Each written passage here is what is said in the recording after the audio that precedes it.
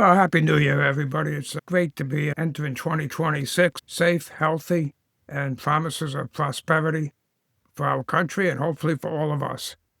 I thought I'd talk a little bit today about, I think it's appropriate, Trump's accomplishments in 2025. Now, remember, he's only been there for 1 year. Let's start with securing the border and halting immigration.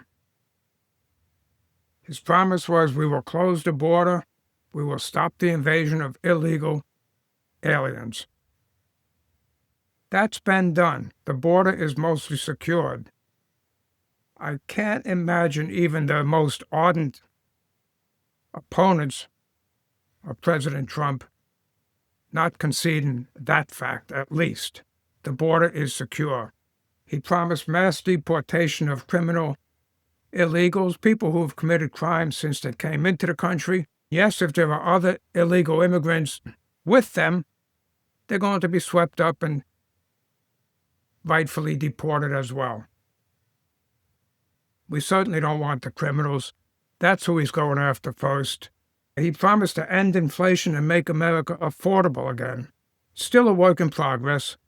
It's incredible how the left complains he's not bringing prices down quickly enough, rather than complain why the prices were so damn high in the first place under the Biden administration. He promised to make energy, I'm only listing a few of these, this is a short video, promised to make our U.S. dominant in energy production. He said we will stop the Biden-Harris war on American energy, drill baby drill. 2026 promises to be just that, energy independent.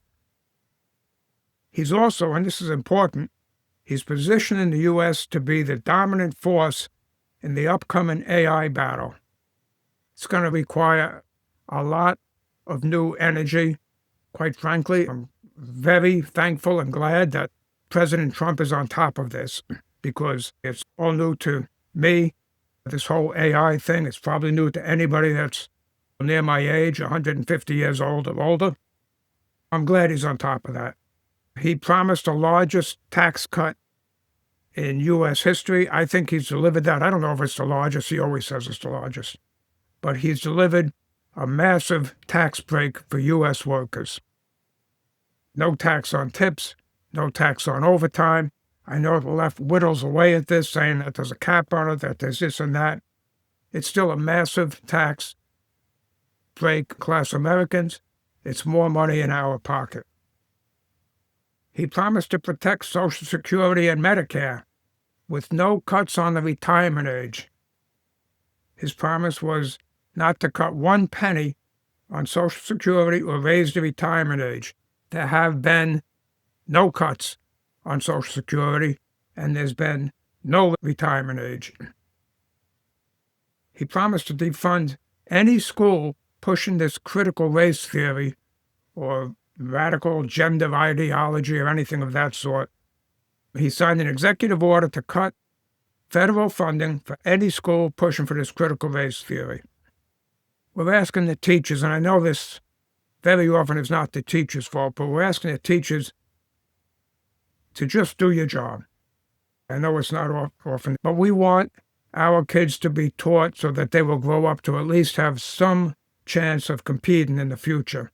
Teach them science, technology, engineering, math, and for God's sakes, teach them some geography. It's embarrassing. President Trump also, and I'll finish up with this, he signed trade agreements with Thailand, Cambodia, Malaysia, South Korea, Vietnam, to reduce or completely eliminate tariffs on U.S. exports, including agriculture and manufacturing goods. At the risk of sounding like President Trump, we've been getting ripped off for decades, and no one has done anything about it. President Trump is doing something about it. He's leveling the playing field. He's also reducing the barriers on the critical minerals and rare earth material on those supply chains. For example, Malaysia pledged not to ban or limit U.S.-bound exports on rare earth or critical minerals, which is key, given China's export restrictions. And with South Korea, President Trump reached a separate deal involving nearly $350 billion in investment commitments to the United States. $200 billion of that is going to be in cash investments, and $150 billion is going to be in shipbuilding and other related manufacturing jobs, all of which are going to be U.S. jobs, going to be held by Americans. Oh, and while he was there, President Trump brokered a peace deal between Cambodia and Thailand, which may have saved, according to him, millions of lives. This is in addition to the 5 or 6 other wars that President Trump either snuffed out or averted. And almost comically, he blasted the United Nations for not doing more, not being more involved, and rightfully so. He said, and I'm going to try to quote this, "The United Nations should be doing this. They don't do it. They don't do it. They turned off my teleprompter.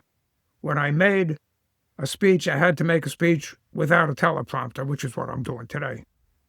They're good at that." And the escalator wasn't working also. It came to a complete halt. That's kind of funny, but it's not. Purposely stopping the elevator and turning off his teleprompter. I mean, it's so petty, it's so typical of the globalist. But turning off his elevator put his life and our First Lady's life in danger by stopping them, just making them a target. And despite all of these accomplishments, in the first year, President Trump is absolutely repulsive to some. I really wonder if there's any scenario where those people would agree that Trump has achieved even some level of success. Thank you very much for joining today.